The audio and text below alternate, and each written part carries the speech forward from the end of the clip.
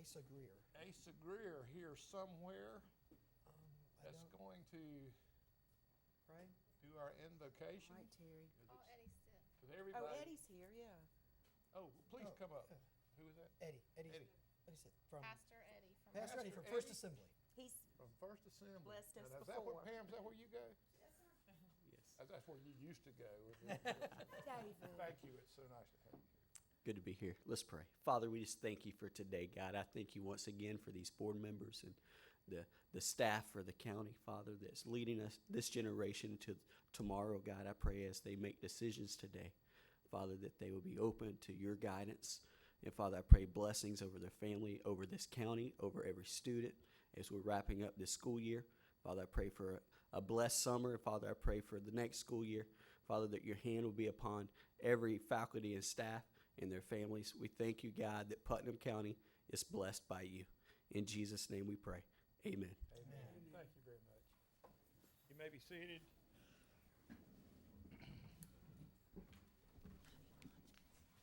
Our first presentation will be from Ms. Nikki Hawthorne, Director of Food Services, and Mr. Danny Page, Alexander and Company, to present a wellness update.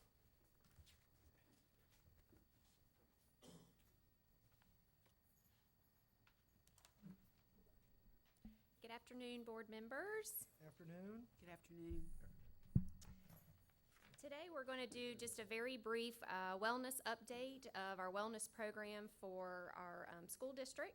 If you'd like to read a comprehensive wellness plan, we do a report every year, and that is on the school food service website. So feel free to browse that, and you can see the different years. I do a full comprehensive report if you'd like more information. Danny and I are going to do this presentation together, and I'm going to start, and he will finish up the presentation. We have a very active and alive wellness program here in our school district. All of their schools participate. They all have wellness coordinators. We had a couple of departments have wellness coordinators join us this year, which we were thrilled about. We had transportation, purchasing, and maintenance join our program this year. They were very active and very involved throughout the school year. We meet twice a year. Our wellness team has parents, school board representation, Department of Health, local hospital representation, UF Extension, of course, all of our school wellness coordinators, and also our insurance broker attends our meetings. I just wanted to share with you, our last meeting was a lot of fun. We had Chef Burrell with UF Extension, and he came and presented the Farm to School program that we have going on in the district. He gave us some recipes to try, and he also talked about the training and culinary skills that he is sharing with our school food service staff. So we're learning new recipes, learning how to incorporate local produce, and trying new recipes. So that's an initiative that we have here, and he's helping us do that. We also have our culinary chefs at Interlochen and Palatka High also helping us with some in-service trainings with our staff as well. Some of our achievements, which some of you already know about these, for this school year, we had 3 elementary schools awarded with the Healthier U.S. Challenge Awards. That was very, very exciting for our school district. We also have the silver level healthy school district for Florida. We also got that award again. We just got notification that we got that award again this year. And again, local produce and trying new recipes. Our wellness policy 8510 continues to be reviewed and evaluated by our wellness team. We do surveys every year that goes into our report. All the wellness coordinators are required to do different challenges, Biggest Loser contest. They have fitness programs. We even have one school, I believe it's Interlochen High School, is actually doing a healthy cookbook for their whole school and staff. We continue to have our fresh fruit and vegetable program at a couple of our elementary schools, and lots of other activities going on throughout the district. Nikki, can I ask a quick question? Sure. On the interlocking thing, boy, we would love to see a copy of that. Sure. Anytime any of the schools produce anything like that, we would, I think of the board, Yes. we would love to, if we need to pay you for a copy, that's great. Whatever we need to do, we'd love to have that. Okay. So, We'll be glad to share that information with you. all right. But it's a great way for the schools to come together and have these healthy initiatives at their school sites. So now I'm going to move into one of our wellness initiatives, as you all know, is the health fair that we've done for several years. And I'd like to go over just some of the data that was collected from that health fair, and then talk about ways that we can improve our participation as a group. So on the slide here, you see the summary of how many we have are eligible for the screening to attend. It's 1,570. This year we did have a drop from the previous year in participation by about 43 participants. Last year we had 277 attend. This year we had 234. Again, we'll be talking about how we can improve those numbers. I'd like to draw your attention to the right on the critical values. For blood pressure and blood glucose, again, we discovered some critical values, and once those are found at the health fair site, we have health coaches and follow-ups that do occur with those participants. We do have, at the very bottom, it shows members enrolled in the Next Steps program. That is a benefit to those participating with the Florida Blue program, and we only have one in our school district. And basically, this is a Next Step program. They have lots of health coaching, networking. They have nurses that can call and coach these folks along. So we'd like to encourage our members to take a part of this Next Step program and benefit that they have available to them. At the bottom of the slide, we have our top 4 at-risk areas for our group that are borderline or high risk. And we're going to just kind of break down the top 3, and that is diabetes, BMI, and blood pressure. So I'm going to move on to the next slide that kind of talks a little bit about, I'll go to diabetes in just a minute. The next slide gives our wellness score, and that's a 74, and that's down 1 point from the previous year, which was 75. A score below 80 indicates an elevated likelihood that individuals will develop certain medical conditions. So our goal as a group every year is to have more participation and to increase that score closer to 80 as possible. This next slide is diabetes, and I'm going to go ahead and let Danny take over and talk about how we're going to focus as a group specifically on diabetes. Thank you for having me today. This is the first wellness presentation I've been involved in. I'm very excited. Obviously, in our finalist presentation that we did when we were working towards gaining your business, one of the things that we discussed a great deal about was leverage. We like to have leverage when we're talking with health insurance companies, just like you like to have leverage for purchasing power. We do have a representative here. Miss Penny came all the way from Jacksonville, from Blue Cross and Blue Shield, to make sure that I don't screw this up. So, but if y'all have any questions, she'll handle the difficult ones. But thank you, Penny, for coming all the way out. We have lots of data here, and it's great data that Blue Cross has provided to us. Diabetes is one of the number 1 issues that we have here in the school district. It's one of the number 1 issues in Northeast Florida. And what we would like to do is try and get control of this. So with the knowledge that we get from the data that we get back from these biometric screenings and from the health risk assessments, we call them, is where we get our leverage when we go back and talk to the carriers along with claims data. But to get control of the claims, we have to get control of these problems right here. To get control of these problems, such as the diabetes, we have to get better participation. We have weak participation, to say best. Fair. 270 folks out of 1,500 showing up to the health fair.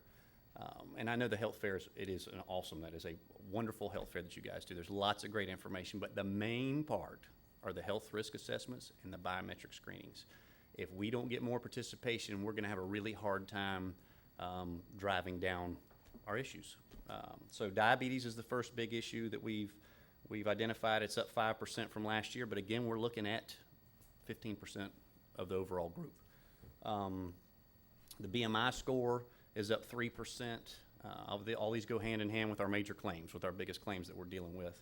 And last is blood pressure, and it's up 9%. Now, these are on the folks that we identified. From the first year that you've had a health fair to now, our participation's actually dropped, and we would like to see it going the other way.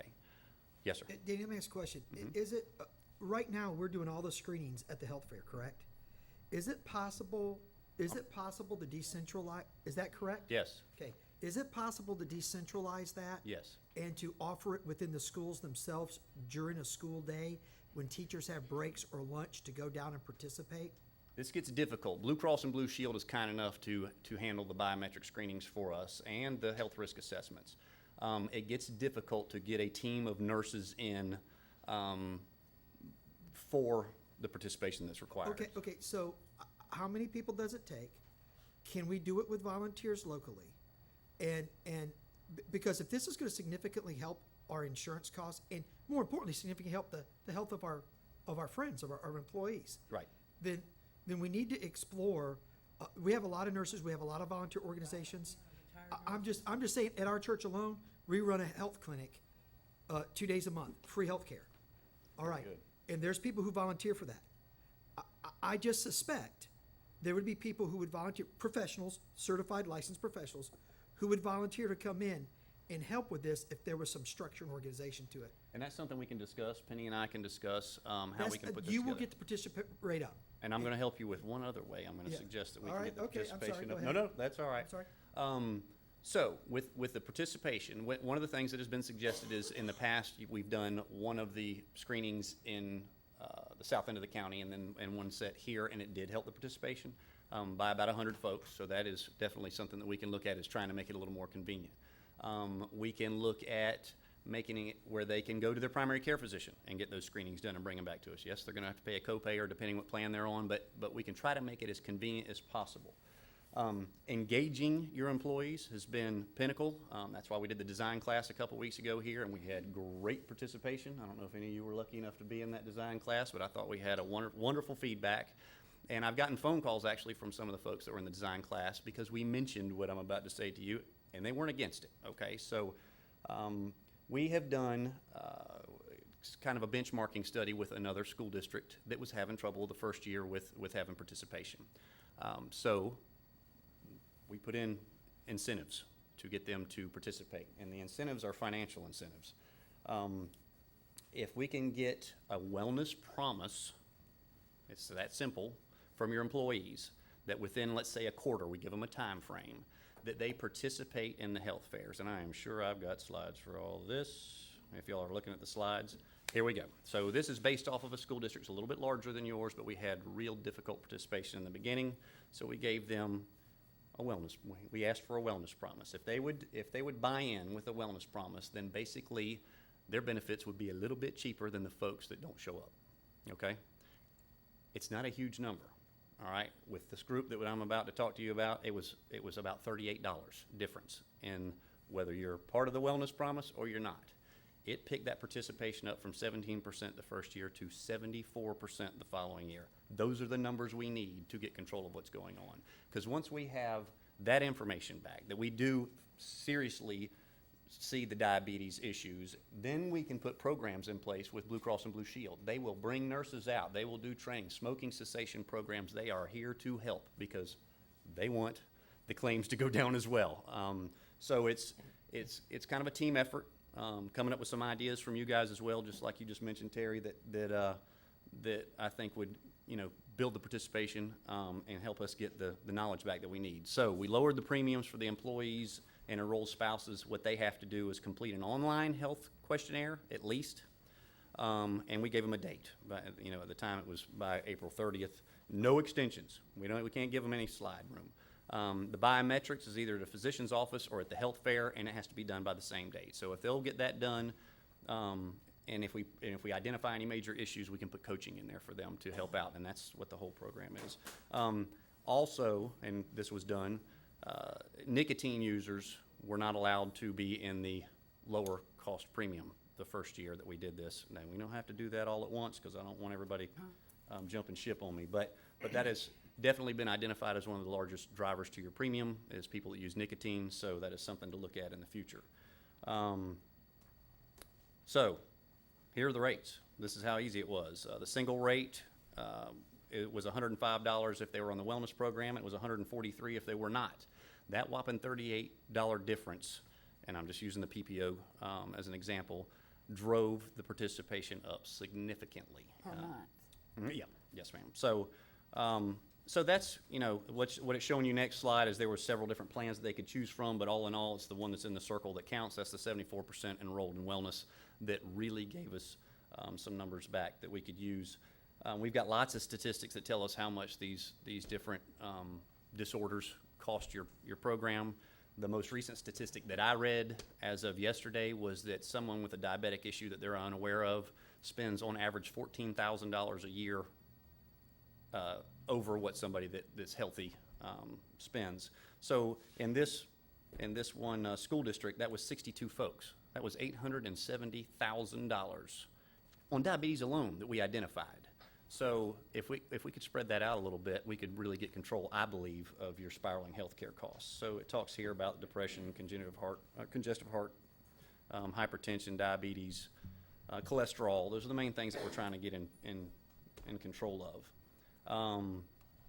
So with all that being said, we can also identify folks through these health risk assessments, folks that are going to the emergency room versus utilizing the primary care physician. We have a lot of that going on, and we can start kind of educating and helping steer these folks.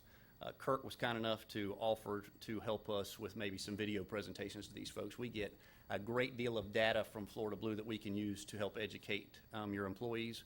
But as you know, if you've been dealing with kids all day and grading papers all afternoon, the last thing you want to do is go read about diabetes or, blood glucose or all that stuff. So I think if we did some videos where it kind of gave them a little more of a smack as to what the effects are, not just cost effects, but I fished with a gentleman this weekend, and I said, man, he's a police officer over in St. Augustine. I said, you look like you lost a pile of weight. And he said, well, the third time I went to my doctor to get new glasses, he said, look, I'm not writing you a prescription for new glasses anymore. He said, you need to go back to your primary care physician, but it's because of your blood sugar. It's not because of your aging. So it scared him to death.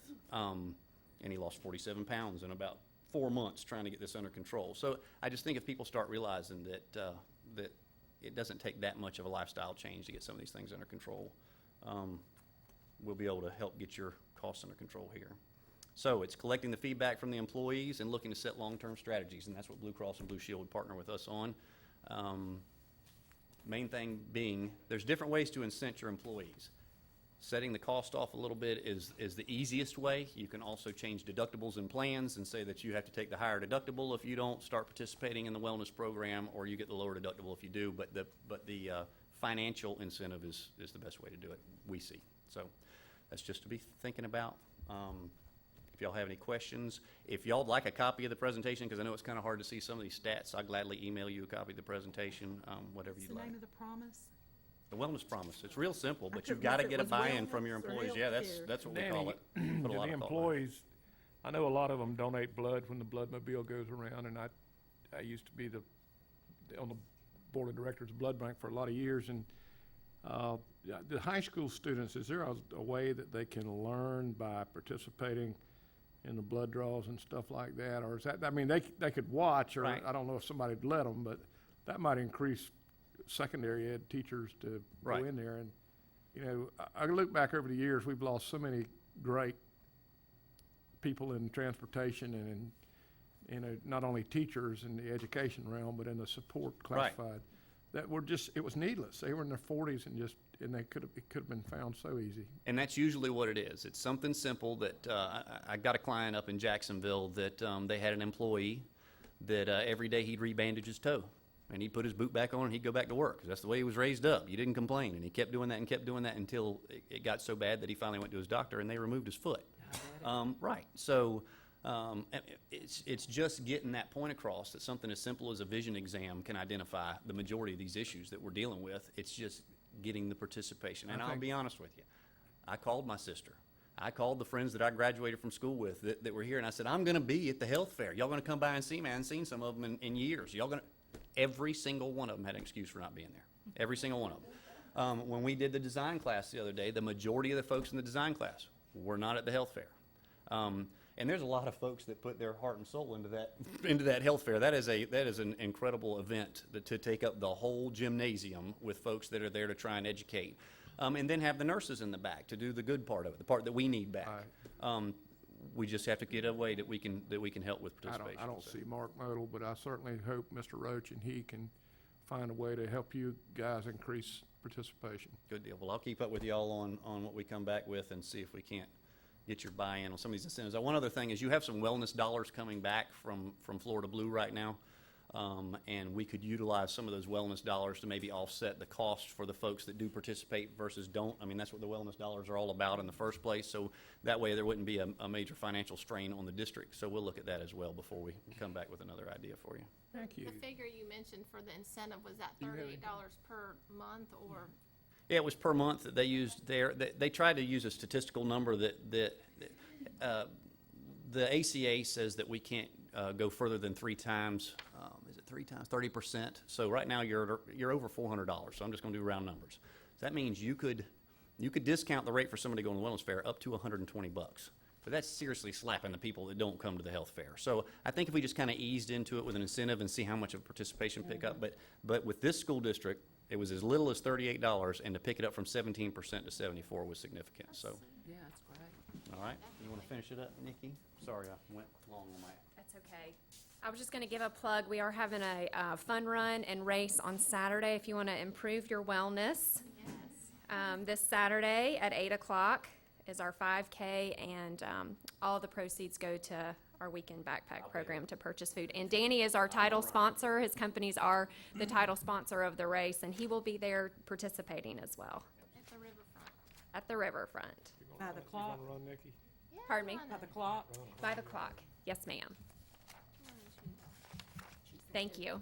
8 o'clock, and I do want to say the fun run, a lot of times my kids did it last year, we had a ball, the fun run's at 9 o'clock for a mile, and that's a lot of fun just down River Street, and like Nikki did an amazing job, raised a lot of money for our snack pack Can program. you so just thank- watch? You can watch, You can you walk. can. You can walk with me. I No, walk. I was impressed because the finish line, all these strangers are just clapping and cheering. I don't know, and it made my kids just take off running. You get all inspired, so you can be a cheerleader, and it would Oh, be. I can do It's that. a lot of fun, and we enjoy it. Thanks again for doing all that. Thank you. That brings us to our, No, Oh. I have okay, one more you, presentation. okay, I thought you And, had one. and Michelle Higginbotham, principal at Crescent City Junior Senior High School, has a presentation today. Come on up, Michelle. I'm Michelle Higginbotham. Good afternoon. Good afternoon. So oftentimes, we only hear about things that aren't going well for students or experiences that they've had that haven't ended so well. Well, this year I was able and fortunate enough to hire an ELL coach, Ms. Carol Garris, and she has worked very hard, for lack of a better term, with all of my ELL students on trying to find ways to help in the classroom, to make better parent contact and be able to reach out and really form that partnership. So with that being said, during her final review, she told me about a student that had made remarkable improvement. So she started talking, and I'm going to let her come up and give you the background of exactly what she witnessed from this student. And also I want Gerardo Ogwin to come up as well. He is here with his parents. They're sitting in the back, and his little brother. But he... ELL, for those who aren't English familiar, language learner. There you go. He is one of our Thank you. English language learners, and he actually told me that when he came here, when he was in 3rd grade, he didn't speak any English. So he has made remarkable improvements. But I'm going to let Carol just kind of give you a brief synopsis. Good afternoon, everyone. I currently have the privilege to be the ELL coach at Crescent City Junior Senior High School, and this afternoon I'm going to be talking about one of the students in my program. Gerardo Olguin Servin is a current junior at Crescent City Junior Senior High School. Ever since Gerardo started his journey at Crescent City High School, he was having a great deal of difficulty staying out of trouble. His numerous referrals total to 46 during his tenure at Crescent City Junior Senior High School. Consequently, he was transferred to the Solution Center on 2 separate occasions as of last year. It is also extremely important to point out that Gerardo was not involved in any extracurricular activities during his tumultuous academic period in his life. When I started my assignment as Crescent City Junior Senior High School ELL coach, I started working with troubled students like Gerardo by installing a progress monitoring system in order to keep track and document important factors such as students' attendance, discipline, and academic performance. Every 9 weeks, I will invite the parents to a progress monitoring meeting to go over the students' data. Gerardo's mom was always in attendance and checking on her son's performance. Over the course of time, we started seeing improvement not only in his behavior, but also in his academic performance, going from dozens of referrals and failing grades to 0 referrals and passing grades of 70 and higher. Gerardo also joined the football team for the first time this year, and I believe that made a huge impact in his attitude and overall school performance. Involvement in school athletics makes students more disciplined and better at managing time. As I reflect on my goals to reward students as part of my professional development plan, I could not think of a better person to possibly recognize than Gerardo. I am so proud of his improvement and overall positive changes in his life. Gerardo hopes to attend medical school in Mexico in order to be able to help his family in the future.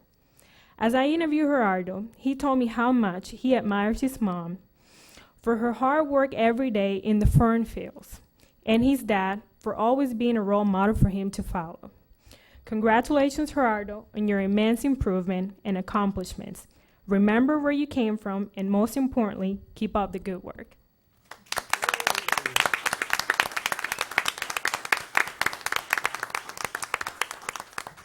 Now, he wants to kind of give a little bit of insight as to what really motivated him.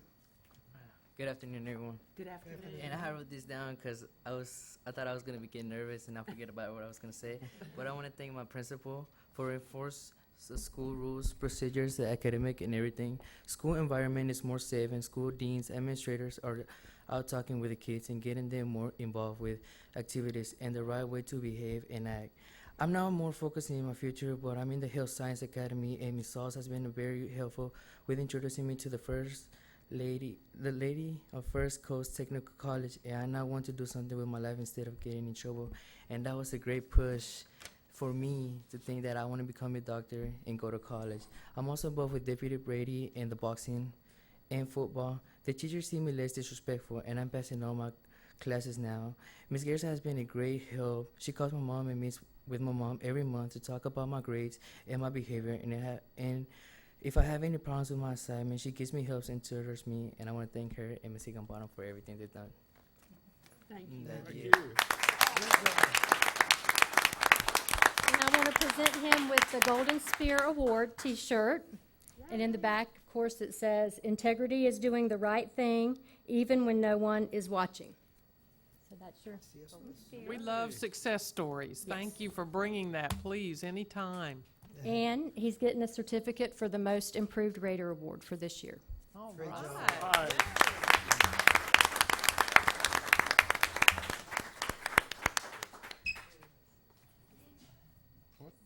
You want mom and dad to come up for a picture too? I think that'd be really nice if mom and dad and little brother would come up and be part of that picture, because they are part of the reason for his success.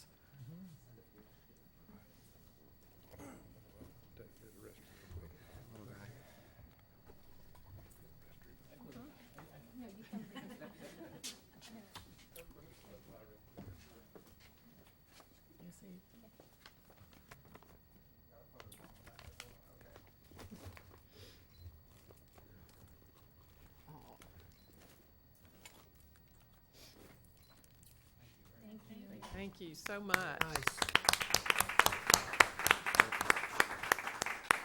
Excellent job. Thank you so much. I'm filling in for Mr. Buckles for just a moment. At this time, we go to our public comment section. And just to remind that public comments are 3 minutes, if I'm correct on that. Pam, right? 3 minutes.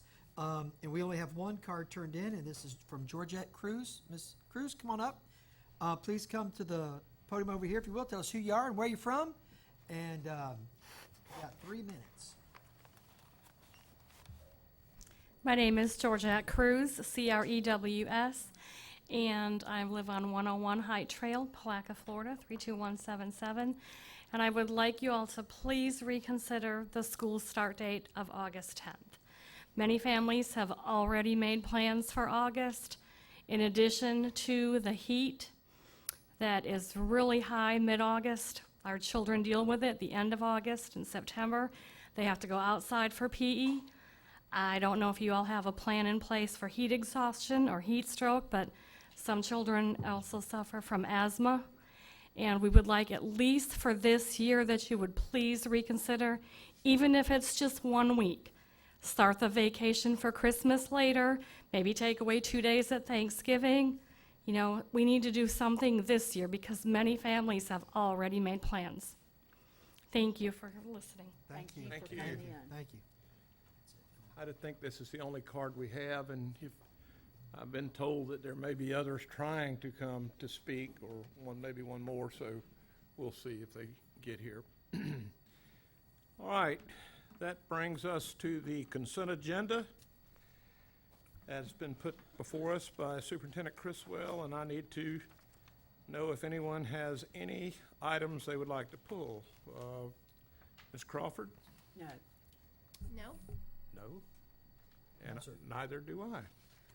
Mr. Chairman, I move we accept the Oh, consent. you have- Wait a minute, wait a minute, wait a minute. Oh, we have to ask the public. I see Susan, hold on. She did see me prior to the meeting. It has to do with old business item M2. That's not on the, that's not on the consent agenda. That's on the, Right, so we would have to, it'd be under old business. do you have something on the consent? Okay, okay. What else is it? D4. Right, Okay. K3. Okay. K3. Okay,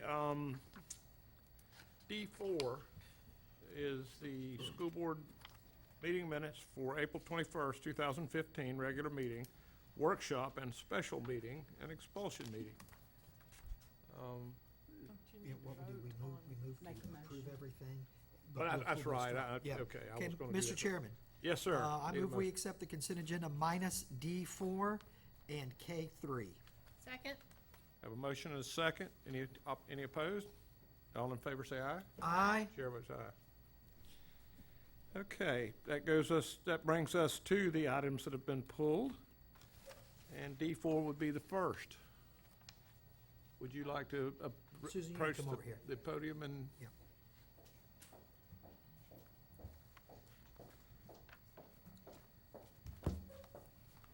Item D4 relates to the workshop minutes.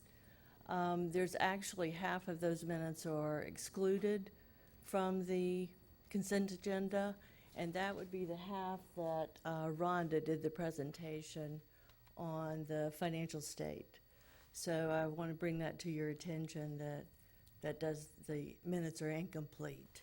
Okay, So I would like to hold off on that. okay, Mr. Chair, may I? Yes, sir. Rhonda, were you aware that that those were left off? Did you know that? No, okay.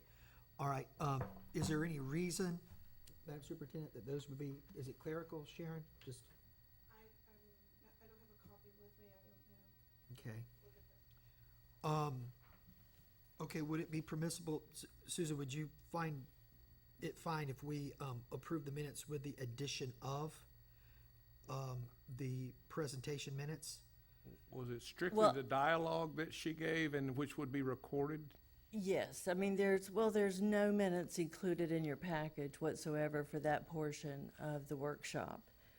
And additionally, the portion that is included related to human resources, the presentation by Ms. Decabellis, that shows Rocco as president of the meeting, and I don't believe that he was there.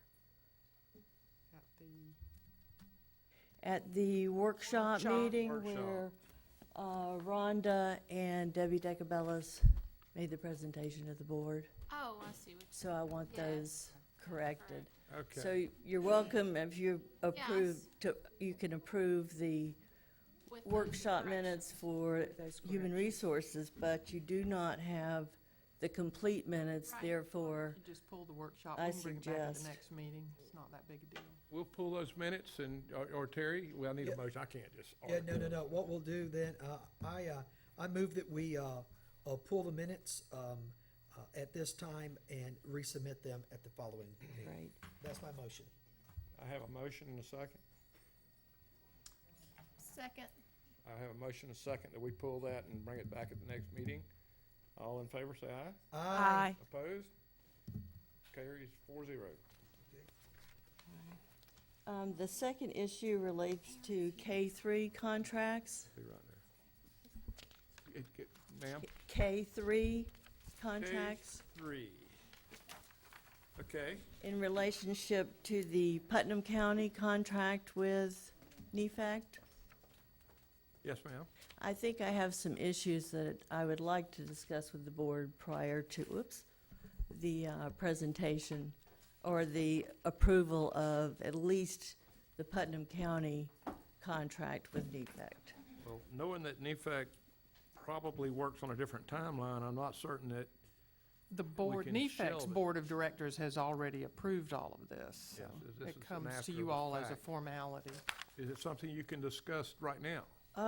I suppose I could. One of the issues as far as the Putnam County contract goes, and I'm not sure what all is included in this contract, but we do have issues related to insurance that have not yet been resolved. And the attorneys have part of that.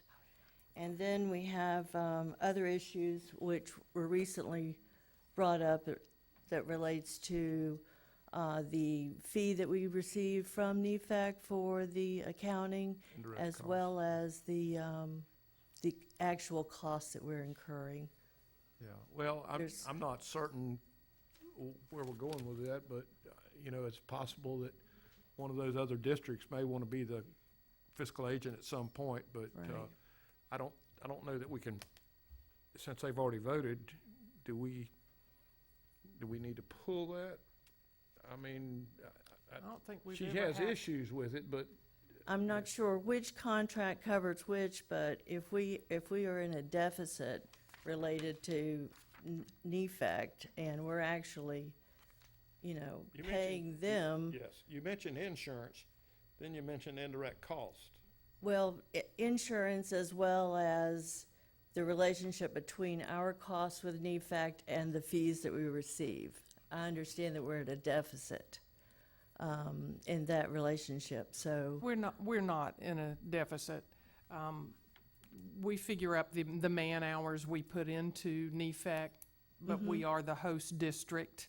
So although they pay us $100,000 a year to do their finances, probably if you sat down and looked at the number of hours that our staff puts into that, it probably would come to more than that, but that's not a real Probably much more. tangible figure that you can really work with. We've done this for, how long has NEFAC been out there? Since the 70s. We've done this forever. We've always had this issue. It's not an issue. We do their finances. But Right. I will say that, Susan might be right in one point, that maybe Rhonda needs to reconsider whatever the indirect cost is. I Well- don't have that opportunity. The NEFAC Board of Directors meet together and come up with But that. if you could And there's a work, 5-year plan in place right now. okay, but Right. if you could work on that, maybe we could let them know, because I do hear there's some interest from other districts that really would like to be the, I had asked to be included the last time that was negotiated, but it was, call you. well, it was a okay. prior administration that was here when that 5-year plan was approved, and I wasn't invited to the meeting. 5-year And because it indirect was approved previously, I got and you. it was a 5-year Well, like I plan. say, I don't know exactly what was included in this contract, but as far as the insurance goes that we have with NEFAC, through NEFAC, we still have an outstanding issue. And as What kind of far issue, as wait a minute, what the, kind of insurance do we have that we you're talking about? We don't have we are health still insurance. not clear on the coverage with the bookkeepers. That's been an ongoing issue for months now. And we've passed that on to They- the as- attorneys, but there hasn't been a final confirmation. Now, as far as the teachers being covered, we have that verbal assurance. And however, What are our we are teachers covered? still open on the issue of the bookkeepers, whether or not they are properly On them. covered. I'm sorry? Yeah, Talking about bonding? bonding, is Correct. that what we got some emails from Mr. Douglas on that. I do remember him looking into it. And that I did not receive those. I know we did get something, or I spoke to Charlie, and we are covered verbally. I haven't gotten any written assurance as yet, but I'm sure he's working on it. Like, yeah.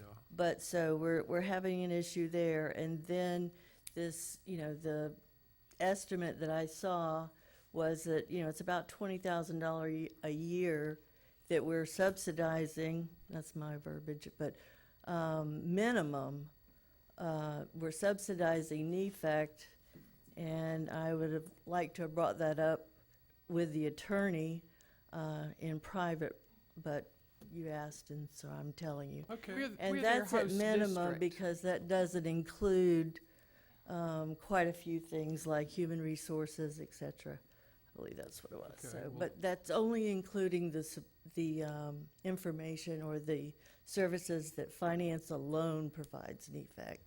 So I would encourage the board to take a better look at that contract, and maybe there's some way that we can get that to balance out rather than, because I'm not sure, and we would have to ask the attorney, if that is, an expense that we want to or we have to incur. I would venture to say I'd love to see something in the contract that We'll just- allows us to at least break even. We'll just or- get with the attorney and cover that, and what you brought to our attention is very, I think it's important because we certainly know that even with what they pay an indirect cost, it would be to our benefit not to do it, but Well, I at know least that- raise their fee.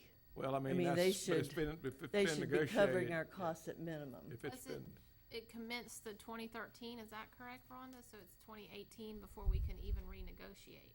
So at this point, if we're in a contract, I don't think you could. Well, the contract was previously approved, so I'm not sure, without breaking that contract, and all this was recognized at that time. Oh, it And that's was? been previously.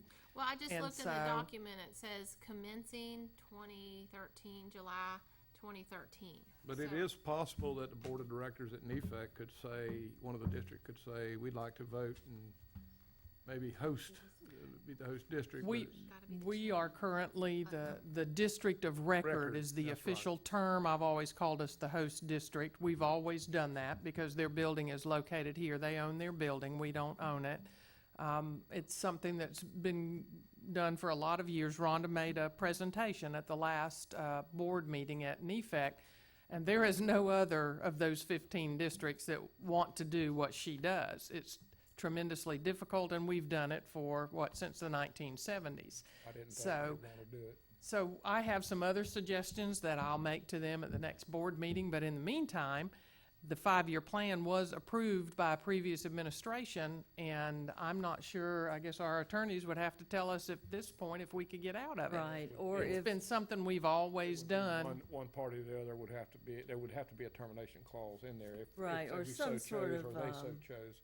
Well, and I guess I'd Conciliation. have to refer to Rocco as, they have a board that's already gone through all of this and approved it. It comes to this board because we are the district of record, and those 15 districts and superintendents have already approved it. So I'd have to say, at this point, can this board now say they're not going to approve it? and my concern is that it's this district that's bearing the cost. It is, we are bearing Well, some there's no cost. doubt about that. But that has, Over and that's, beyond. But we're the largest revenue. district in NEFAC, and this has been going on, like I said, since the in 1970s. past And years, we've had host districts or districts at NEFAC come before the board to offer to take and move and even give them property to move to their district because it brings about a $4 million payroll into their counties. And that's why that it has been reluctant to change, but I know there's been some conversation I've heard from people at NEFAC about some of the counties. I think they didn't really know what they were asking for, but I think that maybe that's been resolved. Right, and Right. I didn't realize that we were subsidizing them either, Right. so, until recently. Well, I appreciate you bringing it up. Thank you. Okay. Okay. All right, Mr. Chairman, need a make motion. First, to, back to item, I just want to clarify. Yes. So first I will, D4, approval of the school board minutes for the regular meeting and the special meeting, which is the expulsion. So just eliminating the workshop. I was thinking, yes, it I works. second. Okay, I have a motion and a second. All in favor?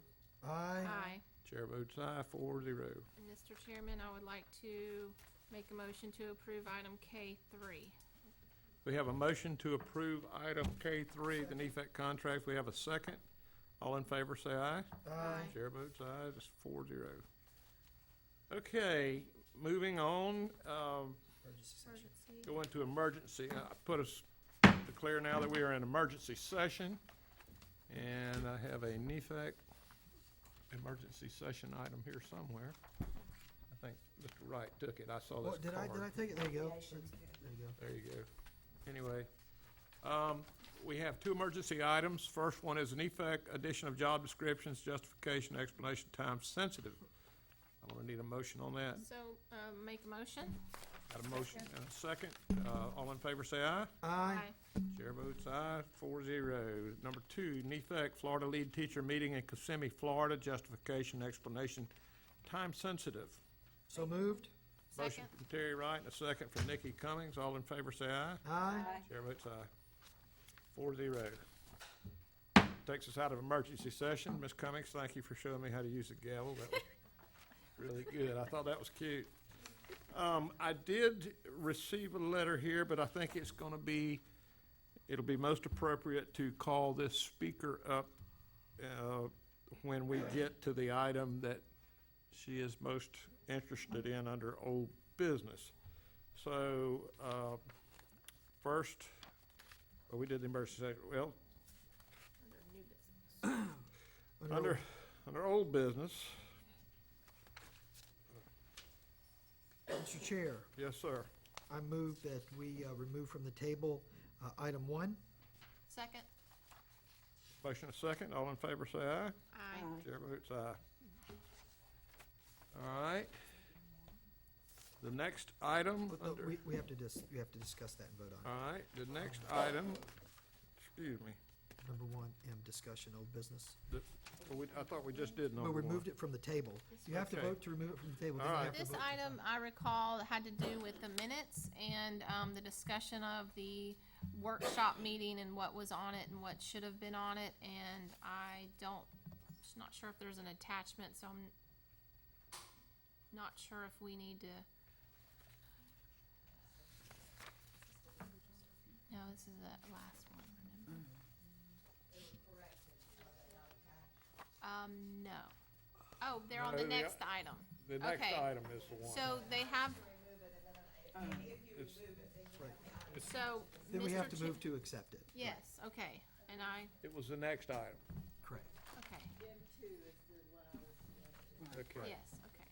And they are posted We've under, already voted and two. passed it, so, no, we voted to remove it from the table. all right, we removed it. Yeah, now we have to vote to approve it. All right. I need a motion, unless you want to discuss it. Yes, there's discussion. Susan? I'm sorry, okay. I believe that's the one related.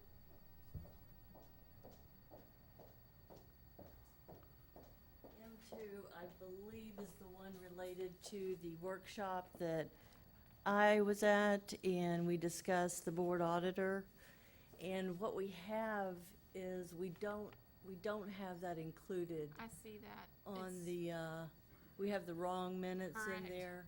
I agree. So, and because That's on the the table. minutes are an issue for me lately, as you know, that's why I'm bringing up these other issues, because we have multiple errors within this agenda. So we don't have the 4-7 minutes for the workshop included in that agenda. Mr. So you Chairman, can't really vote on it. Yes, sir. I move that we Madam place this back on the table for revision and correction and be brought up at the next board meeting. Let me ask one question. Rocco, does it have to be the person that made the motion to accept it or in the first place? I don't believe so. Okay. We have a motion to put this back on the table. I second it. I have a second from Ms. Crawford. Any discussion? All in favor? Vote Aye. Aye. Chair votes aye, 4-0. All right, that'll, you want, Agreement with API. Is there someone to speak to that, or should we not remove it? well, now, We have to remove it from the table. If there's someone here to speak to it. Right. removal, Okay. Ms. Ducky let me ask you two questions here before we go any further. Okay? I looked at old business item 1, and was under the impression that's what you tabled. Then we had item 2. So when Miss Susan came up just now, she was talking about item 2 instead of item 1. This is getting very complicated in special meetings and minutes, to the point I don't think I've ever seen it quite like that before, but, so we've passed through both item 1 and 2.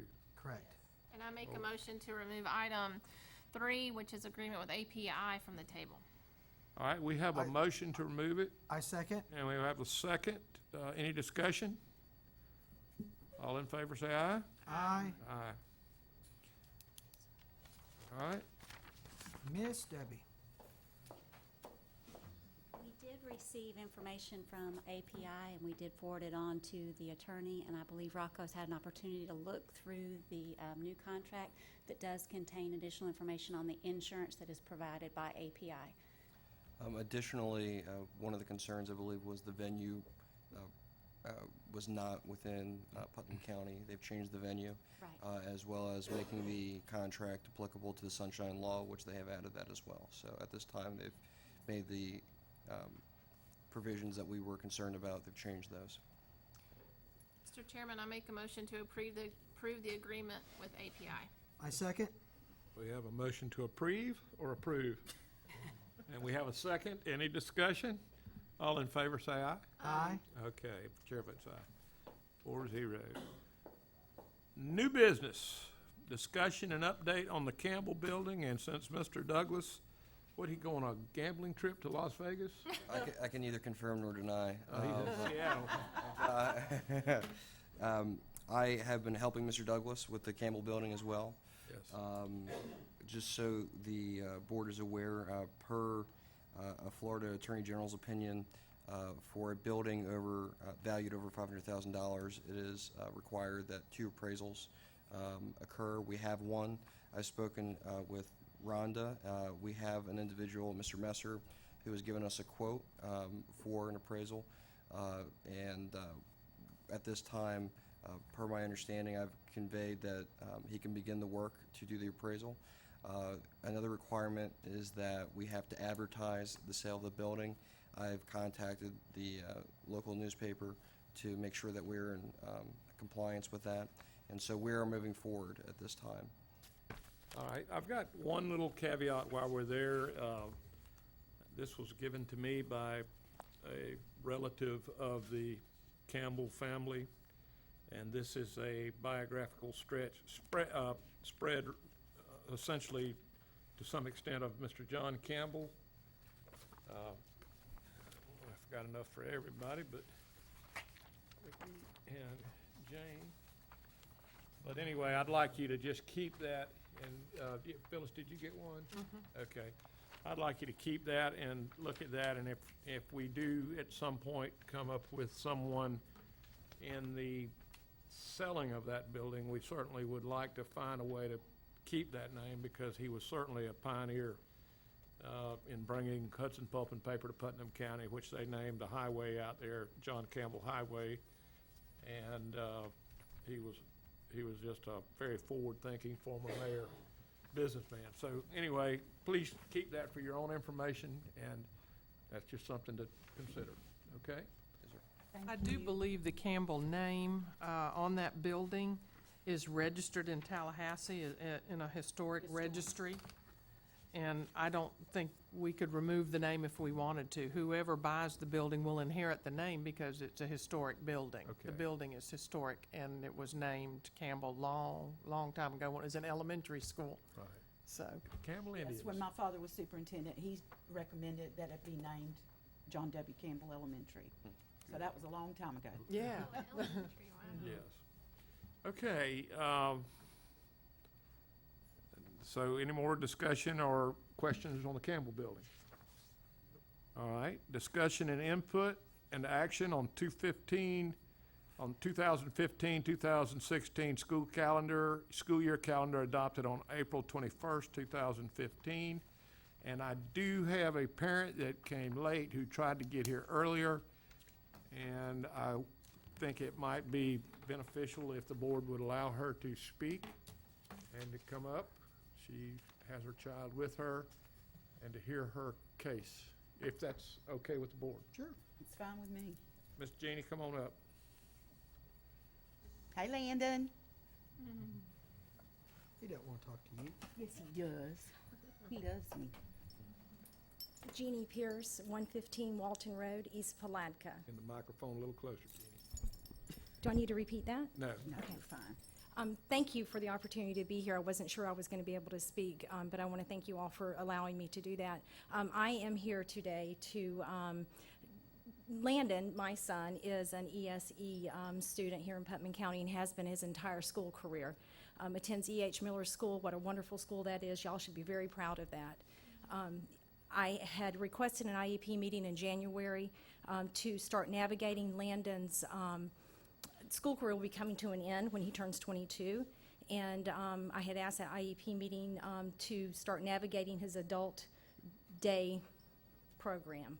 I was granted that, met with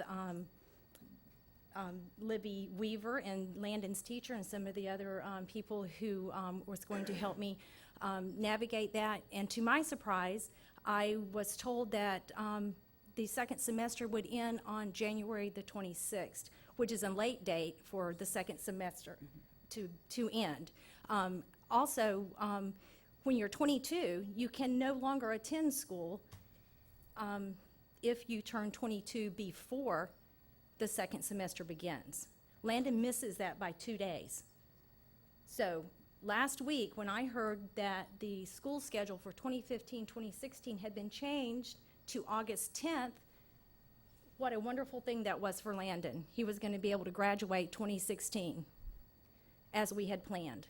I am here to ask that you consider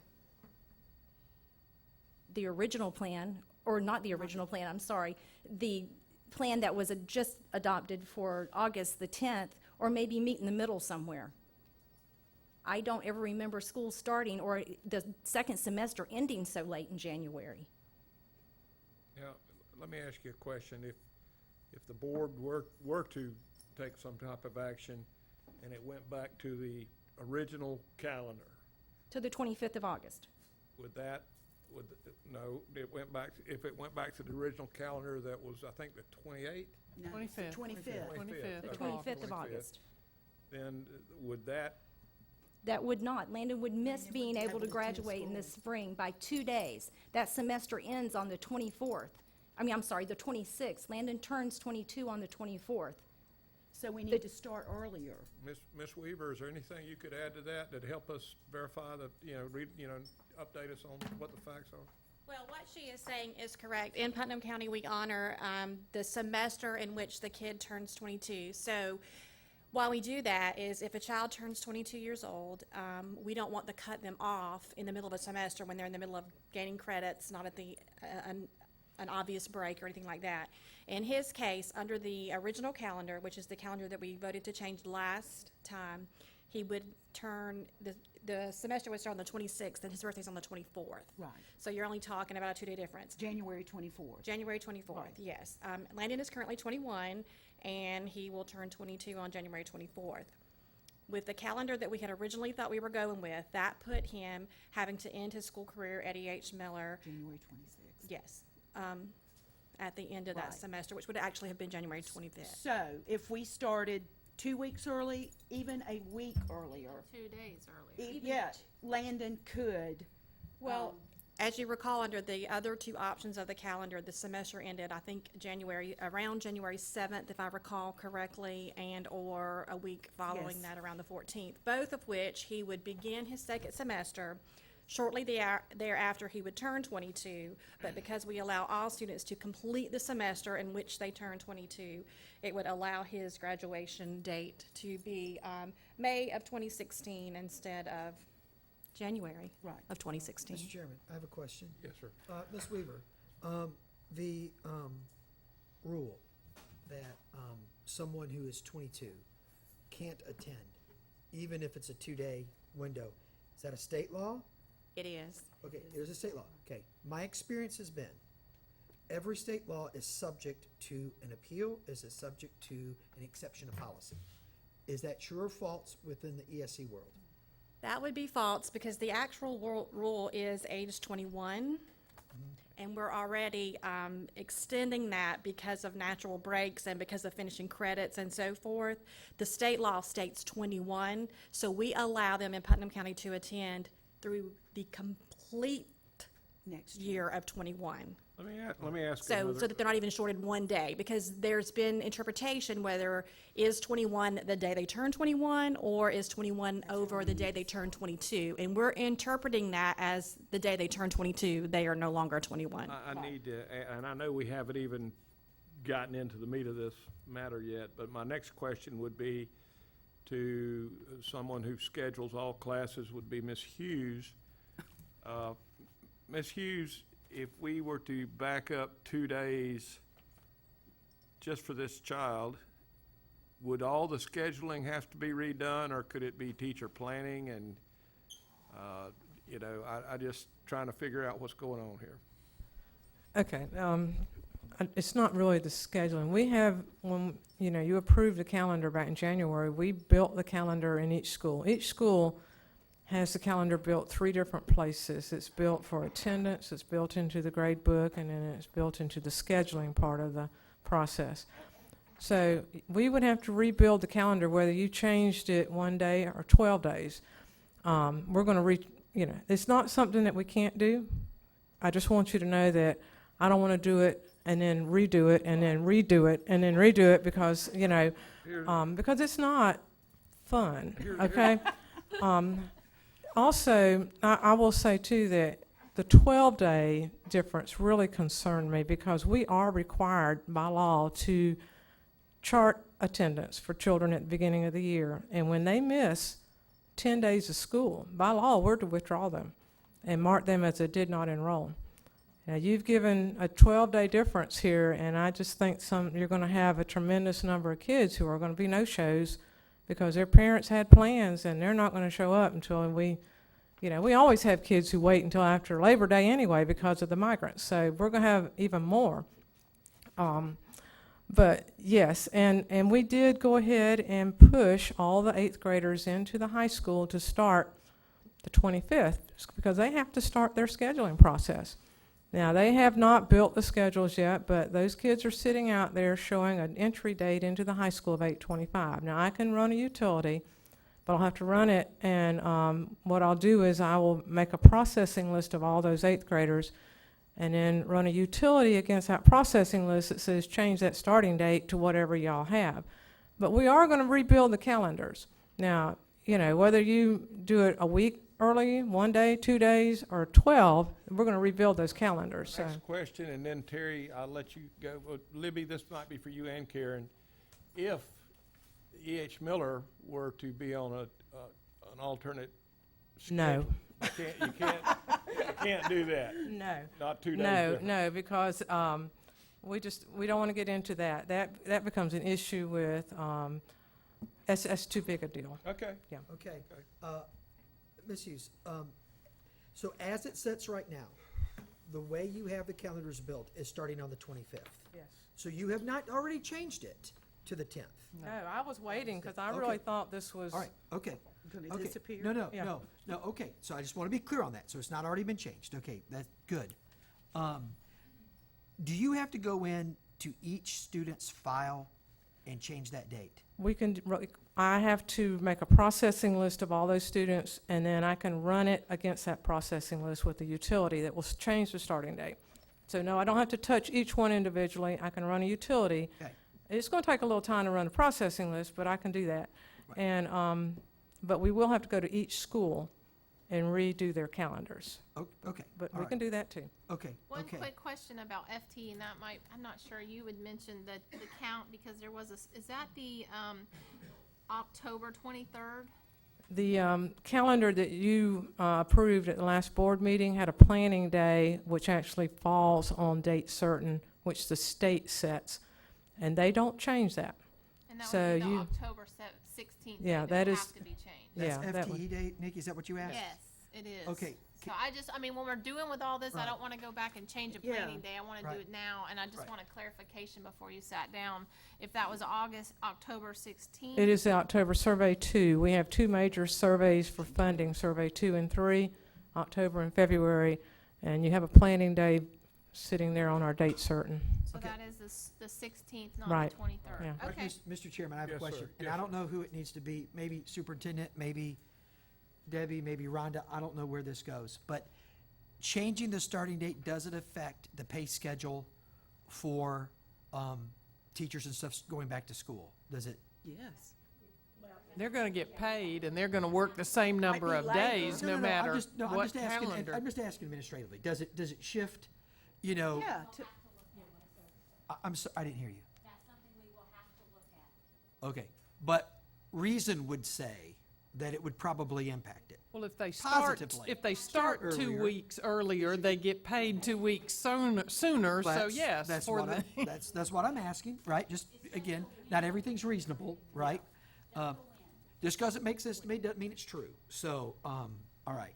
I've been asked to say one other thing of our data processing department is that the 12-day earlier start does put a crunch on us to end summer school and close the school year out and roll over to the new school year. It shortens our time period and the ability to do that. Doesn't mean, That's for third graders? Or that's for everybody. Everybody. But summer We can't school- we can't close the school year out until summer school is over. well, who all attend then- summer school? Yeah, I was just Besides curious. the third grade. Well, you have all your migrants, you have all of your third grade reading program, you have, we have a lot. Okay. Is yeah. there? Oh, I thought most of it was cut. I didn't know.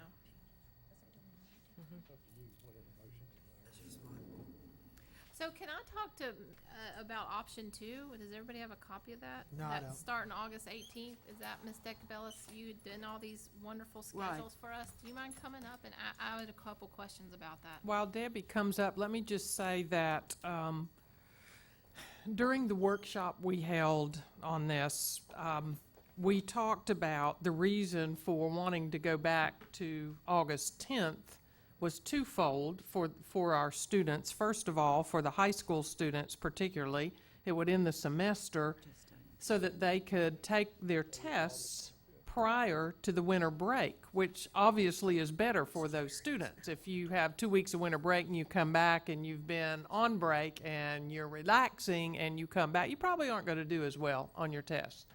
The other reason is 2 additional weeks of instruction time prior to our getting to what used to be FCAT and is now FSA, Florida Standards Assessment.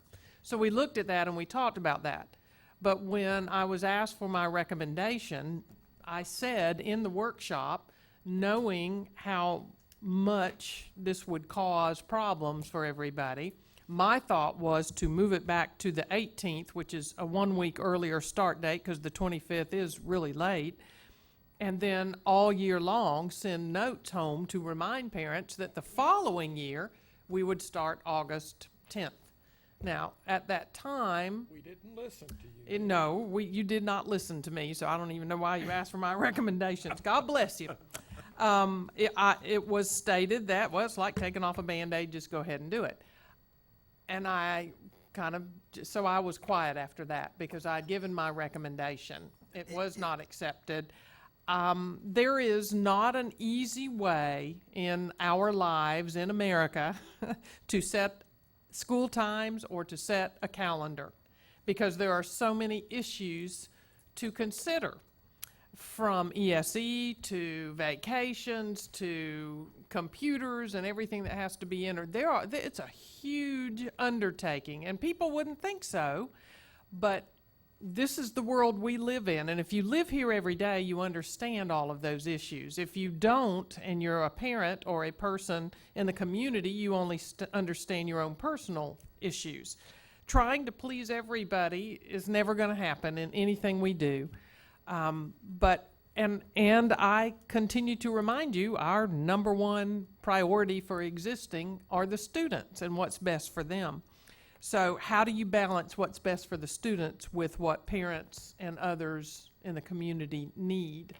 I don't know. Now, It's not easy. Rocco, But I still say, moving it back 1 week would have been the best situation, I think, for everybody.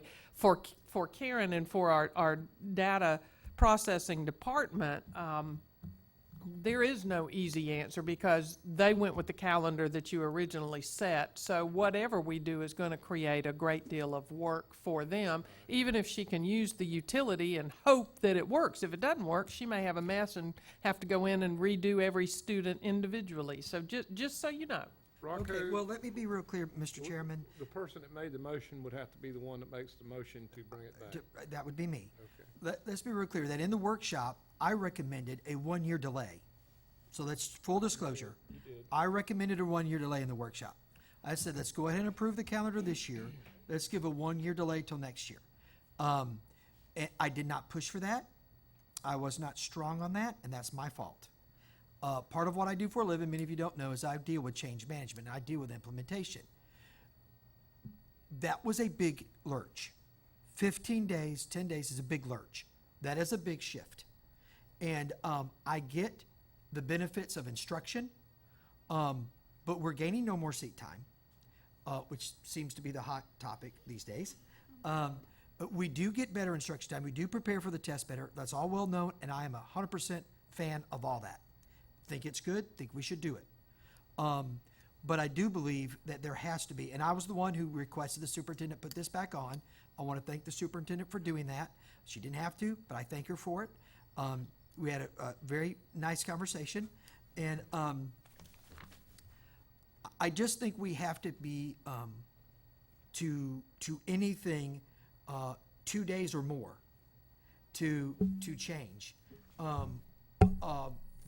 and begin this step process, because a lot of our teachers, and whoever said it, Debbie or Libby or whoever said, there will be students. Oh, Karen said it. There will be students missing a lot of school. I tell you, my phone has blown up. There are teachers who have set their vacation times, and to simply shift it isn't being very considerate to them. And so I move that we rescind my motion from 2 weeks ago to change the start date to August 10th, which was 1A, I believe was the option. It was. It was 1A. I move that we rescind that, and then if that's approved, I will have another motion. So that's my I motion. need a second. I'll second it. All right, we have a motion and a second. Discussion? The only thing that I would like to add would be that I think when we make decisions, we do what we feel like is best for the children educationally. And we had an opportunity on several occasions to educationally address the needs on children with school starting times, and I mean like in the mornings, and we opted to go for a more secure option instead of the most educationally sound option. And Right. we jumped on backing it up to the 10th because of strictly academic reasons of competing with other districts. And we did it out of trying to do what we thought was best educationally for the children, but a lot of people got left in the shuffle, and I have had a few phone calls, so I do understand that. So we have a motion and a second, and I'll call for a vote. Any other discussion? All in favor say aye. Aye. Chair votes aye. That passes 4-0. Mr. Chairman, Yes, sir. before I make this motion, I want to just emphasize this. The plan that the district staff came up with is a good one. Changing the dates are a good one. My motions have nothing to do with that. It has to do with implementation. I trust the superintendent. I trust her staff. It's an excellent, it's right, and we're going to get there. So it has nothing to do with that. It simply has to do with the implementation timing. So I want to be clear on that. Okay? Before you make your motion, I'd like to say something. Yeah, please. Well, since we've rescinded the motion, I would like us to consider very seriously option 2, which has I don't have that in front of me, Jane. Can you tell me what? which has our students starting back on August 18th. I think this would accommodate our teachers and staff, many of who've made plans, and it would also give us an extra week to prepare our students for the FSA. And I think, Madam Superintendent, I think regardless of which way we go, we're moving toward the August 10th start date. I think that's the feeling that I'm hearing from the board. We're just taking a step to get there. So I think your idea of regular communication, that, hey, just as you're planning next summer, understand this, I think that's certainly apropos with this And it meets Landon's situation. need. Right, and I don't know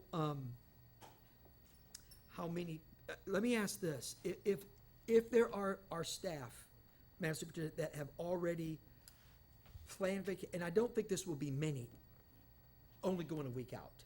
I think it's gonna be a few.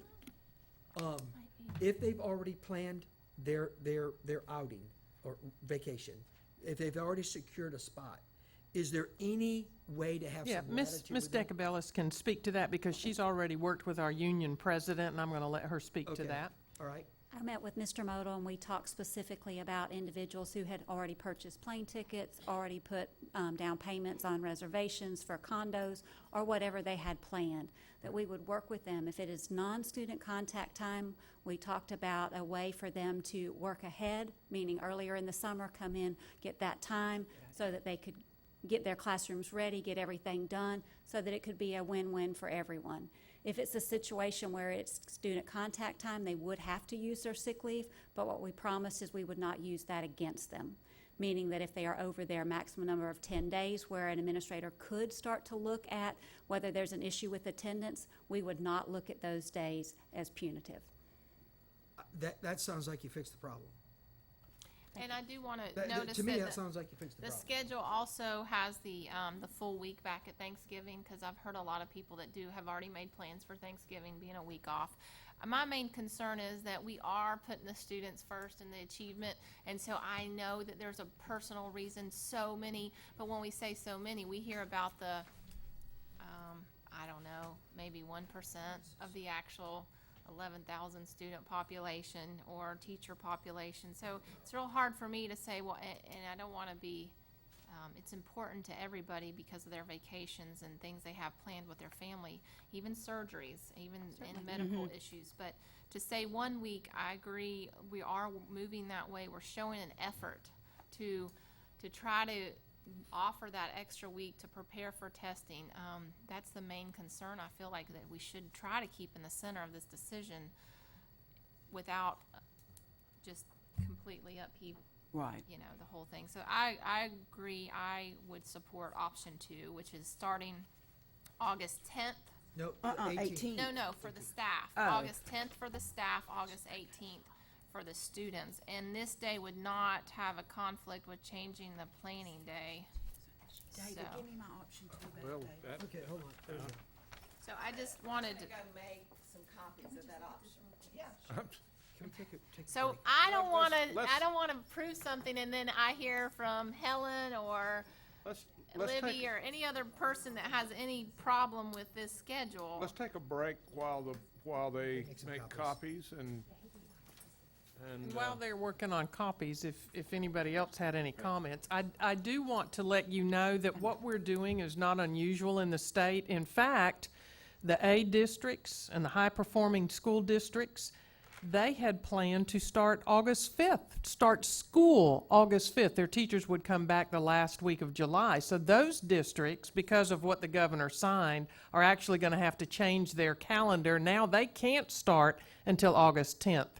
So other school districts in the state were starting even earlier. So I don't want you to think we're doing something that's out of the ordinary or or trying to create problems for people. We are really looking at the students, and the start date of August 10th is even later than a lot of high-performing districts were going to start. And I just think that needs to be in the minutes and on TV and made very clear that high-performing districts have looked at this and studied this, and they started earlier in August. And I know somebody had talked about the weather being an issue. It's an issue for everybody in the state of Florida, and certainly those PE coaches realize that, and you don't do activities in the heat that would create a problem for a child. And certainly, if a child has an issue, the parent, it is their responsibility to bring that information from the doctor so we know well ahead of time, because even in months that aren't hot, you want to make sure you're not running students or doing things with them that would cause them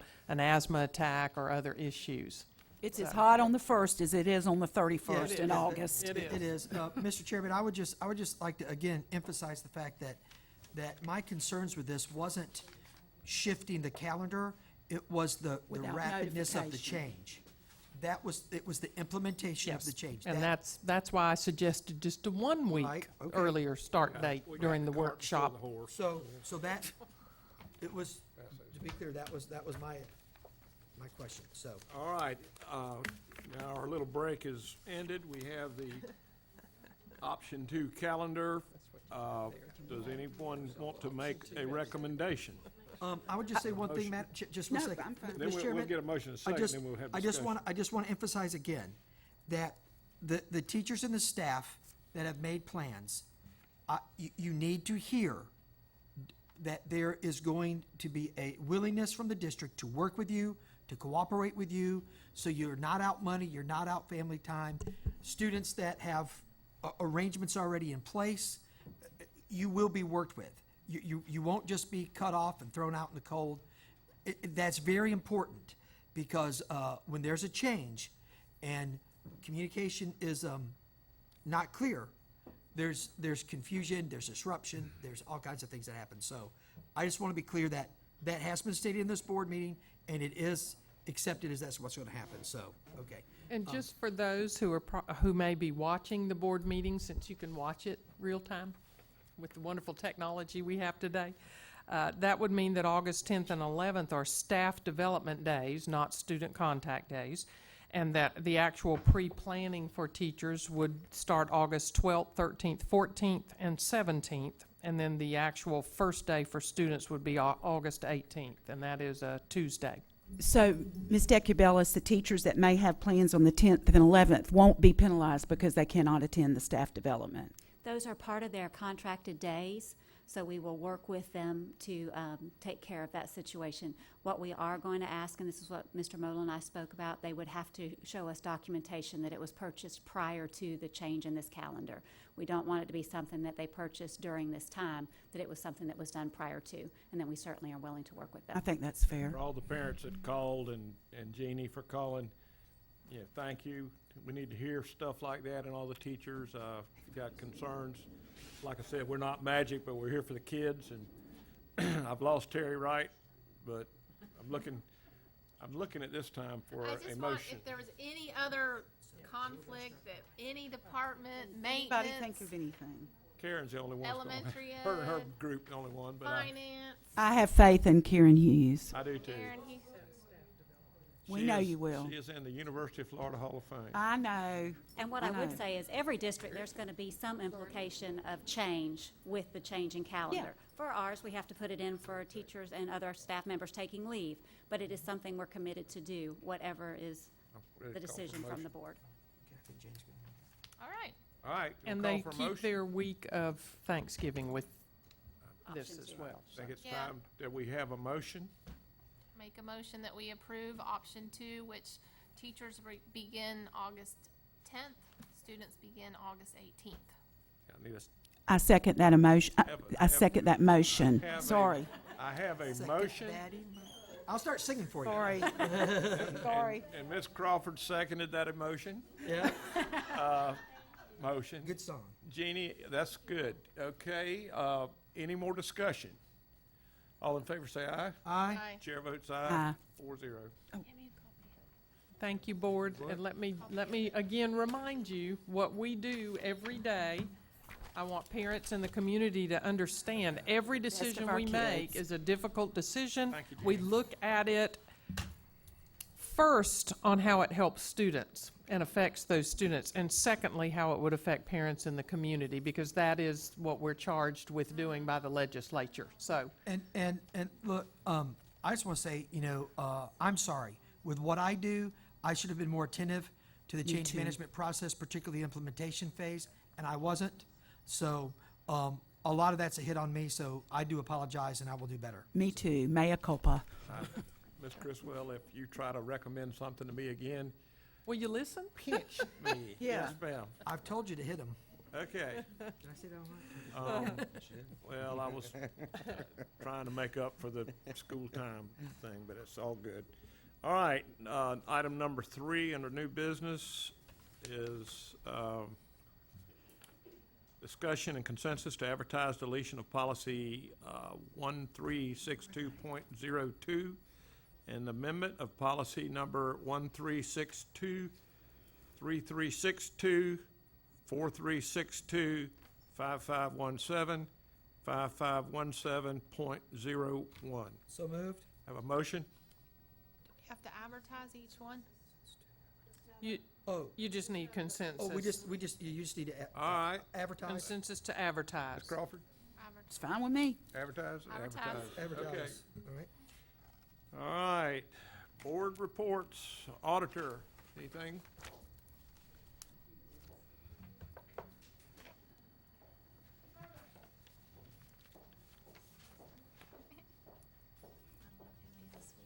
Oh, I love He's hearing probably you. laughing at Miss Musseline back there. She'd make anybody laugh. Aren't they? Oh, no, they used to be next door. Smith, excuse me. Yeah. Go I ahead. guess the first question would be related to the minutes. As you know, I disputed the way they were presented, and that's why they've been tabled and come back. But my understanding was the attorney was going to tell us what needs to be done as far as the presentation of the minutes, or whether we could record it, rely on the recording, or, because my concern is the reliability of the minutes at this point.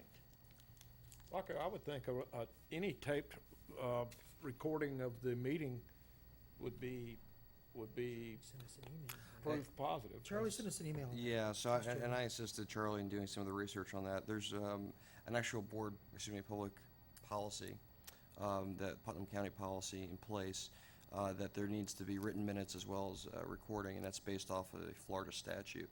And so both are actually required. It doesn't detail, from my understanding, the extent to which the minutes have to be outlined, just that there has to be. Thank you. Too. Well, what would be the remedy to make sure that both sides of the minutes, if you were presented? Is that the board's call on each and every minutes You would They have to need to transcribe it into writing by a transcriptionist, and I've seen that done in past years, but That's a pretty expensive process. that's an expensive Right. process. Unless there's a highly volatile issue. I remember in 6 years, one time that we transcribed a meeting, and that was a personnel hearing on a potential termination, so. Normally, it would normally that involve just doesn't happen, legality and so. legal action. So the best advice then is that the board thoroughly read the minutes as well as everyone else, and if you see any discrepancy, bring it to their attention. Right. Yes. Because we need to have fair and balanced, if you will, I know it's an overused term, minutes, presenting everything. Okay, so that's what I suppose I could expect, that on the new edition of the April 7th minutes, I'll be looking for, and that's one of the reasons I had asked for the proposed minutes on that, because that's been a concern of mine. Okay, so I guess, again, it would, just briefly, as to the NEFAC issue, if we're looking at $20,000 in a year, and that excludes what, human resources, purchasing and maintenance, related to that. Then we're actually looking, I guess we could say another 50%, so we're looking at $30,000 over 40 years. Conservatively estimated, we're looking at $1.2 million with what we've subsidized NEFAC, and that's, again, my word. And I would wonder if that is a proper expense for the district.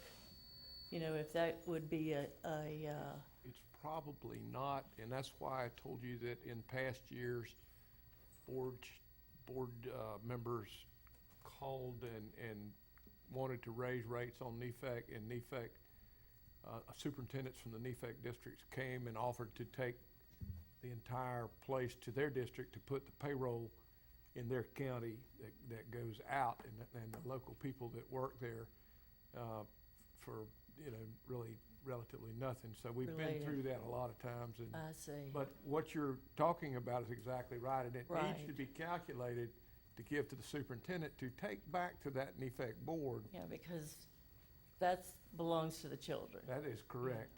Thank you. So, it's not, we are trustees, if you will, of the children's funds.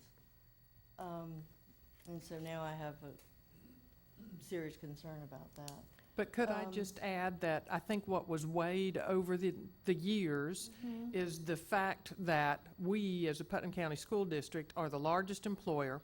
We exist here in Putnam County.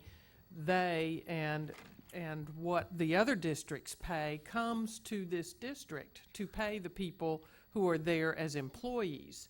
So the benefit of having them here in Putnam County and how it benefits Putnam County as a whole and the tax base is an even trade. That's what I'm saying. That Yeah. is because the payroll Okay. goes back. Many of these employees live in Putnam County, and they spend their money here, and they buy their houses here. They'd have to move if they were located elsewhere. However, they don't have to move. Their finances could be handled by another district in one of the other NEFAC districts if they so choose to do it. What I know, though, is the other districts are smaller than we are, so their finance department is smaller than ours. And So, nobody's gonna wanna sign that. and box even of for paper. $100,000 a year, they're not going to want to take on that task. So it will be my intent, just so you know, at either the board meeting in May or in June, to suggest to them that they keep their $100,000 and hire their own department to do And I would think that. if someone was willing to take that over now, that would be, sorry, I forget to speak into the mic. That would be, $20,000, $30,000 minimum to our children's advantage on an annual basis. So I Means just, a lot. right, I just wonder. Well, I don't know that you could really say that. The finance department, the number of hours that they put in, you could calculate it out at that. But what you also have to know is the girls that work in finance don't get any extra money for doing right, NEFAC's right. budget. That's They what I'm- get the same amount of money, so it's not a real tangible savings. It's more of a kind of a nebulous I kind kind of of feel thing. like, how we are with charters, we're responsible for doing some of their Yes, you could ESE. say that about those charter schools Yeah, too. the charters are very similar. We don't really have a choice. We spend a lot more money on those charter schools than what they reimburse us for, the That's things the- that we have to do. That's the law that allows that to. So they if call you're it gonna, open if you're gonna do it to competition. NEFAC, you're gonna have to do it to the charter schools. Well, as and I then you're gonna have people understand it, very the upset. charter schools, excuse me, I didn't mean to talk over you, Superintendent. The charter schools do manage their own money. The only difference with our charter schools and that of, say, Alachua County is that Alachua County gives them the money up front, and then they, in turn, handle all the finances related to that, whereas we have chosen to hold the money, pay their bills, and provide all the manpower related to those charter schools. So again, that may be another area where we could save some But costs. our charter schools are much younger than charter schools in Alachua and other counties. So when they project their number of students, it often falls far short of what they tell us. So if we had fronted them the money, we'd be trying to get money back. So I think understand. that Rhonda has done this long enough that she knows how to do it, and I appreciate the way she does it because I think in the long run it saves us money. But just in the situation of the buses, they don't have to contract with us for buses or food service, but Putnam County's small, so there's nowhere else to go to contract. So the contract that we have with them for transportation really doesn't cover all of our costs, not quite. So those are things you just have to be aware of. Let's get back to the report, and I could urge you to continue to try to compile that information. and Right. get it to us and the superintendent. And is there anything else? 1 second. I guess part of this, I haven't communicated to the board, and because I don't have a complete set of facts and figures, but enough that I can share that with you.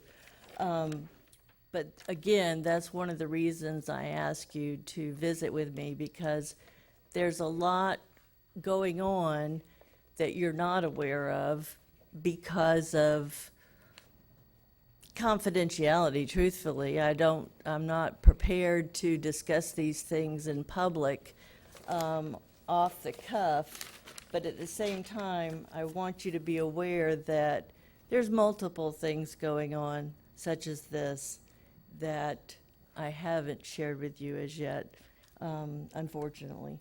So, additionally, we were speaking about, I was going to share this. As far as my responsibilities, anything that bypasses the board or, is considered a responsibility of the board, and it may not be given to the board in my opinion, or that they are, allowed to present their wishes on certain things, then that's all stuff that I would consider reportable. And one of the issues that we had, and we discussed briefly this morning, was the Neola policies and whether or not these policies are generally in compliance with the Neola priorities, or generally in compliance with Neola standards. I can tell you two, and based on, this is my opinion, I haven't gotten a very clear answer from Neola yet, but as far as 6320.02, that's one of our policies relating to school construction bids. That is not signed off as a copyright of Neola. So it's my general understanding from what I've gathered is that the district has possibly gone so far away from the Neola's policy that they cannot consider that their work. That's also the consequence with 6320.03, and that's indebtedness created against the school. And so, I wanted to share those. That's just two quick examples that I could come across. I think there's more. And also, as far as, cooperation, and we were discussing some areas of my concern that were possibly blocked. It was my understanding, as I shared with you in the email, that the board auditor policy would come to the board today to be advertised. So I understand, there's certain areas that have to be handled in such a way, but I thought, in my opinion, that we were going to meet the timeline, or that the chairman had reserved an area so that we could meet the timeline. However, when I shared that with some of the staff in regards to today's agenda, I was told that no, I could not put that on the agenda. And in order for me to put that on the agenda, I would have to speak with the superintendent. Unfortunately, the superintendent was at a meeting with her door closed, and I wouldn't want to interrupt. So I consider that part of the resistance that has been present. And so I wanted to share that with you as well. Anything else, Susan? No, sir, I think that'll do it for Thank today. you so much. Reports by board members. Brother Wright. All right, couple of things, some great stuff happening around. Molly Parrish, wanted to say a big congratulations to her. She is going to be heading to Washington DC, representing Putnam County. She won the 2015 Clay Electric Cooperative Youth Contest. She's going to go on that tour.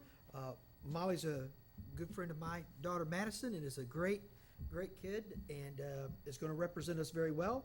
It is a Teacher Appreciation Week. So everybody appreciate teachers. They do a job that they are underpaid for. Can I get an amen? Amen. That's exactly, they deserve triple their pay. And starting with Renee Wright, if anybody's taking notes, okay? They really do deserve triple the pay. And they have the most important job in our culture, and they are often the most underappreciated when it comes to compensation and credit. And so, big shout out to the teachers. We love you. We appreciate you. We have the best ones in the county. And then finally, I don't know if you've been to the play yet. I know Superintendent has. I saw her. We went Sunday after church. Just want to encourage you to go. Mr. Pignato does a great job. And just to throw it out there, my son's the prince. So there you go. To which his brother thought was real funny, that there was nothing very princely about him. So, Oh, he's the one who had the Elvis hairdo like no, No, that was that's- Gaston. That's Gaston. Oh, I thought he was He's the one who the Beast. he's the one who had to kiss the girl. Oh, lucky guy. He's the one that gets her in the end. Yes. Yes. Are you through? I am Gets bragging on Belle. your I am child? done bragging about my kids. Ms. Crawford. I've got several things I'd like to say. The first one is I got a text today from Lucas Bennett, who is the coach of our archery team at Jenkins, and they're leaving in the morning, right, John? Going to to go Louisville? to Louisville, and he wanted to know if I would consider riding on the bus and helping chaperone. And I said, no, thank you. I've been on plenty of buses, on chaperoning plenty of trips, and I just was not, I think I'm too old for that now. But I wish them the best of luck. They always represent us so well in Louisville. And how many times have they been there? From their very first year. From the very first year, they've made it to nationals, and I think that's to be commended. Teacher Appreciation Week. I know at Kiwanis today, both Kiwanises worked together to get apples ready to take to each of the schools. I wish they were apples of gold, because an apple is just not enough to tell them how much we appreciate them and what they do every day.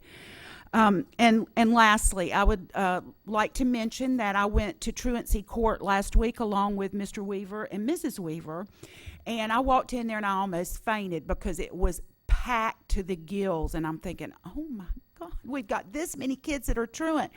Well, it ended up being a really great thing, because I don't know how many, while we were there, were taken off of the judge's docket because they had done everything that they were supposed to do. They were in school every day. If they weren't, they had a doctor's note. They had attending counseling classes or drug classes, whatever the judge had assigned to them. We really need to thank Christy May and everything she does for our county and our kids. We need to thank Michelle Garner, Dr. Vicki Buckles, Tan McCullough, all of those people that work with these kids on a daily basis, and their parents, to make sure that they're in school. And Judge DuPont. And Judge DuPont. I thank him all the time. Yes, for stepping up and doing this. And for Rocco and Charlie doing it for free for us. Now, you Well, missed that it wasn't either of them last week. I'm not sure what his you name won was. the cake eating contest at the hoedown? Is that true? I didn't eat them, but I bought them, a bunch of them. Yeah. What did you buy? Well, I ended up with 2 because I sold one back to another guy that wanted it. Making money on the kids there. I gave them away. No better than that. You're a good entrepreneur. Ms. Cummings. Teacher Appreciation Week. Thank you, thank you, thank you, staff, teachers, everybody that go above and beyond. Like I said again, all these great field trips going on, wonderful enrichment activities. Those teachers work so much harder on a field trip than sitting in the Yes, they classroom. do. So these Yes, they do. are amazing teachers. They don't have to do it. They're not, union negotiations. They do it out of the goodness of their heart because they want to go above and beyond. So again, those field trips are amazing. Thank you for doing all that you do for the kids. Thank you for the patience with all the testing, all the computer problems. I can't even imagine, trying to have that everything set up and then, the servers and nothing, and it's out of our hands. It's a state a lot of times, but again, patience is definitely a virtue that teachers cannot live without.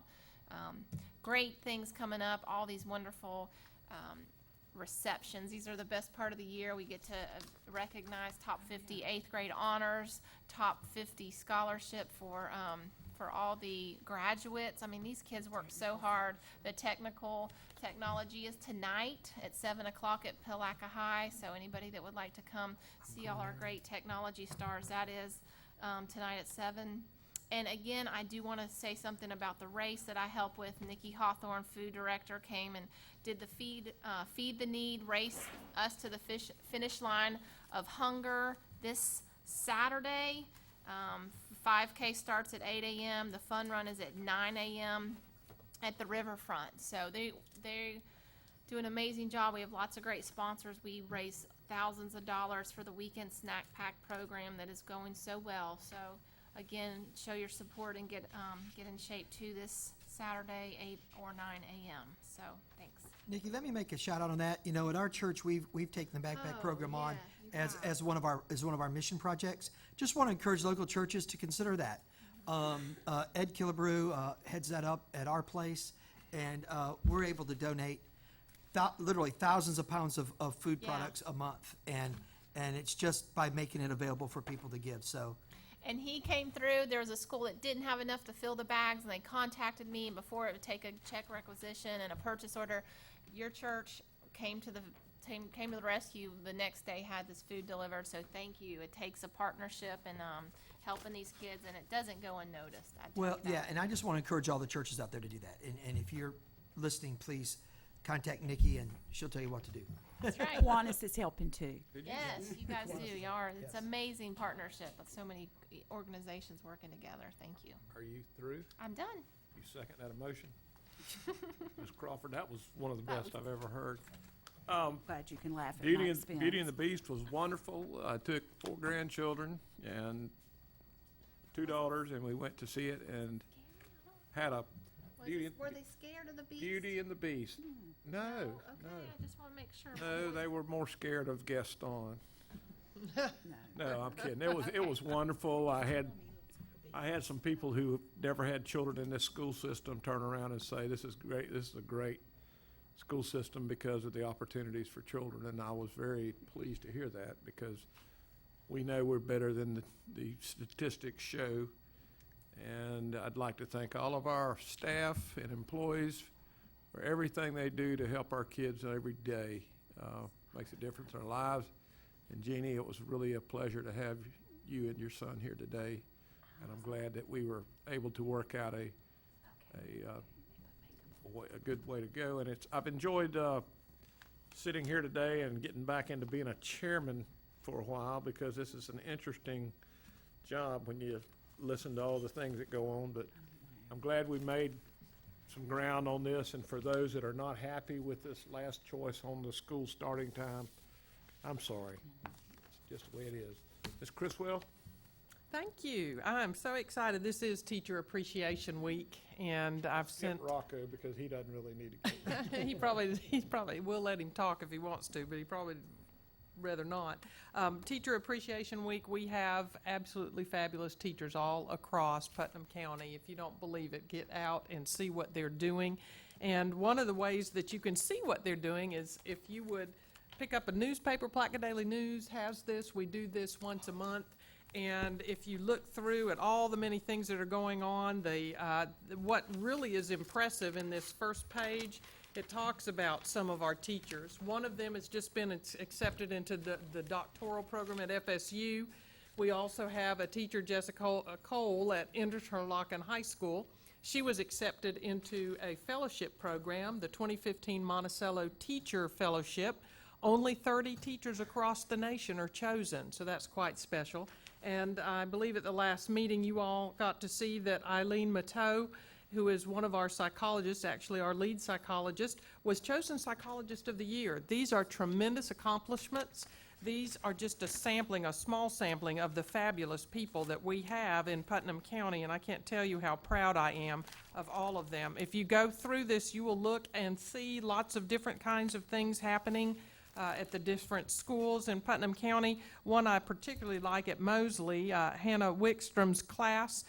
Her second graders are learning yoga in preparation for the testing. And it has a picture of them doing some yoga, and I think that's wonderful. I think all kids should do yoga. It'll calm them right down. It's wonderful. They probably think it's funny, but it is actually very difficult if you ever try it. March of Dimes is here. Pictures from Hoedown and P-Town at Jenkins. And Kurt Collier, who does this for us every month. But Kurt, I hate to tell you this, but now the new calendar, you have to, how about full page in the next one, okay? Full page, so everybody knows and is not confused. Also, I have a card that came from Crescent City High School Band, and everybody signed it. I'm going to pass it down so you all can just take a look at that. Of course, you've already mentioned Career Tech Superstars tonight. Molly Parrish, she, yes, is going to Washington, D.C., and she was one of only 4 chosen. So that says a lot about her and her accomplishments. I'm really excited for her. And Jane mentioned the archery team. Lucas Bennett does a great job, and going to nationals, wow, what an amazing thing that they have done that year after year.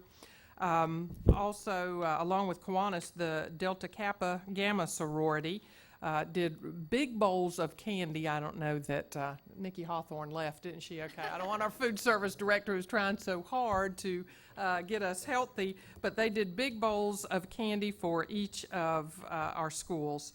And also, I talked to Judge DuPont just the other day. I have to thank him. He is the one that came to me and said he wanted to do the truancy court.